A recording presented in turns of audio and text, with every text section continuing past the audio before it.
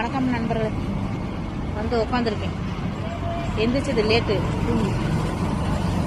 வீட்டில் எந்த வேலையும் பார்க்கல. தண்ணி வருது குழாய்க்கு. இன்னைக்கு 1 மாதம் கழிச்சு அதுவும் பிடிக்கல. சரி, இவர் இது கோயிலுக்கு போயிட்டாரு. அவங்க அப்பா வர்றாரு, பெரியவர். சீக்கிரமாகவே கடை திறந்துடுறாரு. நானும் சீக்கிரமாக வந்துட்டேன்.